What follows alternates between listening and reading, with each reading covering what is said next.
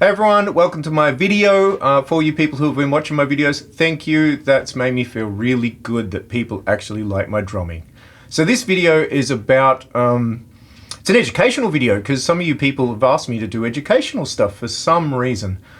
So I thought I'd show you something I've been working on for probably the last 6 months, and that's a new approach to practicing single strokes that has really made a huge impact on my technique and playing and everything. Now, when I was young, I played a lot of jazz and I was mostly fingers, and then I discovered rock and roll actually pays the bills, and I became much more of a wrist player.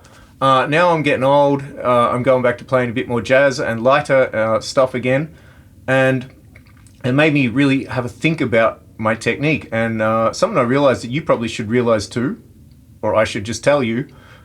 There are lots of different techniques, and you should practice all of them. There's a lot of different moves around the kit that require different techniques. For instance, my hi-hat technique is quite different to my ride cymbal technique. And when I'm playing single strokes in a rock and roll band and I want to do a big power roll around the toms, it's all wrist. But if I'm playing a little dainty jazz gig and the hotel manager is getting a little bit upset that the drummer's getting too loud, then I'm glad I can play light with my fingers.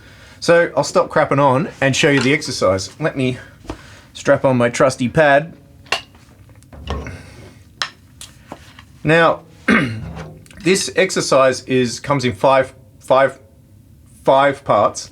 The first 4 are all done with unison sticking. If you don't know what I'm talking about, that's hitting your sticks at the same time. The reason you should be practicing this, and if you're not, start practicing it. Is because if you're a little bit off with your singles, they're not quite straight, it'll start to flam. So if you've got them dead on, you won't hear the flamming. So when you go back to playing single stroke, it's super, super even. So the first one is a wrist. I'm holding the stick with my pinky. I'm holding it down, not too tightly, just enough to make sure it doesn't move. And I'm practicing what you may recognize as like the whip motion from molar technique, oh God, or some other stuff. Basically it's this.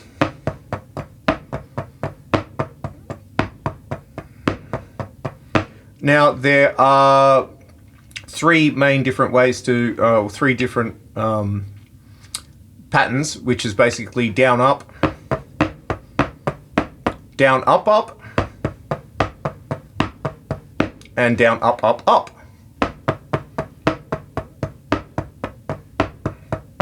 Now, what I do is basically just noodle and experiment with the 3 of them, have a bit of fun, improvise a little bit. I'll put a click on so you can hear it for reference.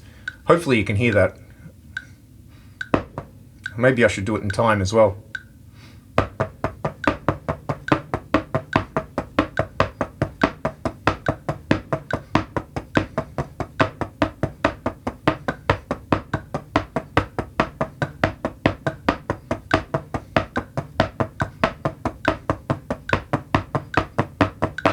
Now you can see that that's really getting that wrist motion going, which is great when you want to play loud. Now, the second part is, once again, all wrists, still holding the stick with my pinky, but this time I'm just going straight, I'm just going for it with the wrist. But I'm starting quietly and building up the volume as I warm up, because you don't want to hurt yourself.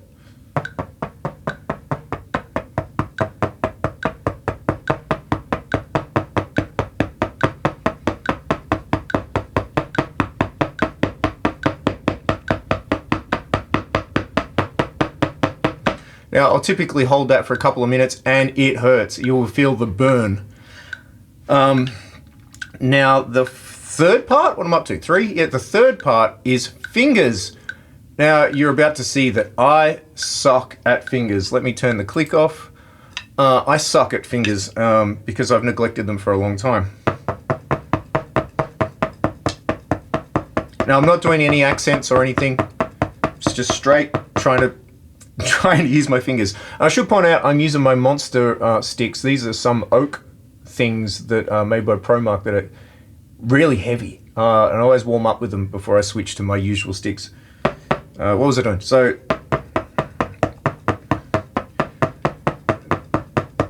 Now my right hand's pretty good, but you can see the sticks are going all over the place. My left hand is particularly bad at finger technique.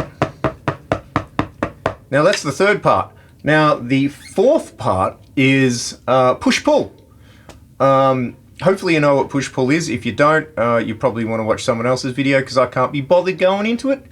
So basically, I'm going, you know, down, up, down, up. I'll put the click on once again. I'm using the same 3 patterns from the first exercise. Down, up, down, up, down, up, down, up, down, up, down, up. But when I practice this, I'm trying really hard not to move my elbows. I want it all to come from my hand. I'll demonstrate.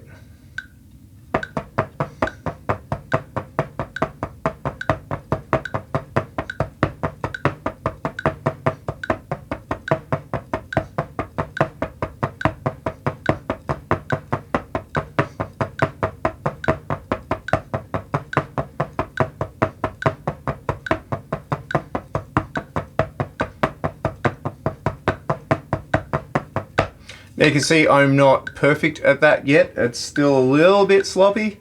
And I'm going to try... Shut up, metronome.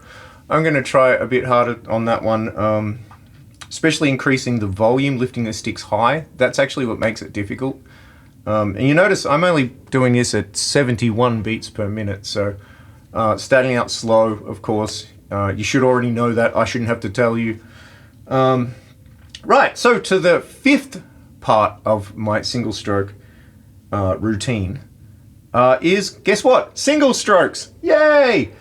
There we go. Now, the way instead of just, you know, going for it and blasting out singles, I actually steal a little bit here from the Stone Killer exercise, which you should know.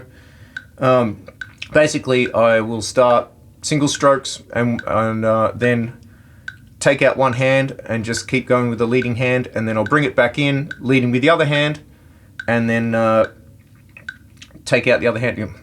I'll shut up and show you. It's easier.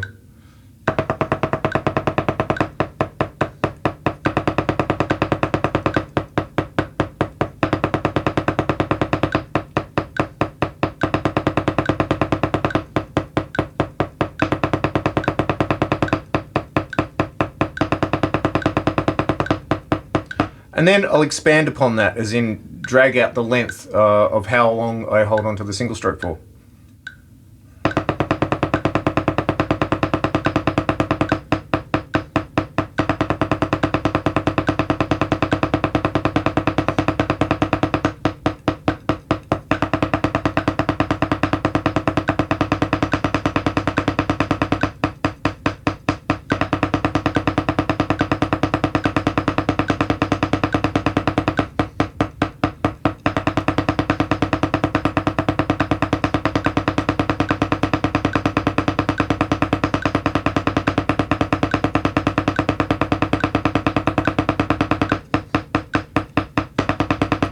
Yeah, you get it. So what I found from practicing it like this is that I can switch techniques really quickly when I need to.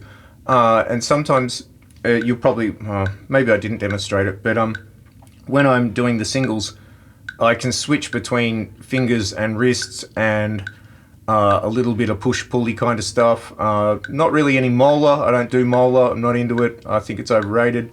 Yeah, go and hate me in the comments. But yeah, it's really loosened up my singles, and I can't say that I've gained any speed because I was already super fast anyway. But what I have gained is I'm really super relaxed when I play my singles, and I can do all the little fiddly things on the cymbals much better. It's really helped with things like flams and other rudiments. There you go. So give it a go. Try it out and tell me all about it. Leave a comment and tell me if it works for you. Or tell me that it sucks. Whatever you want to do. Thanks for watching. I hope this was good, and I hope someone got something out of it. And if you're curious, about my drum pad, I make these myself in the shed, and you're welcome to have a look in the comments. There should be a link to them on eBay if you want to buy one. I've only sold a couple, but I haven't heard anything bad about them. Anyway, you don't need to hear about that.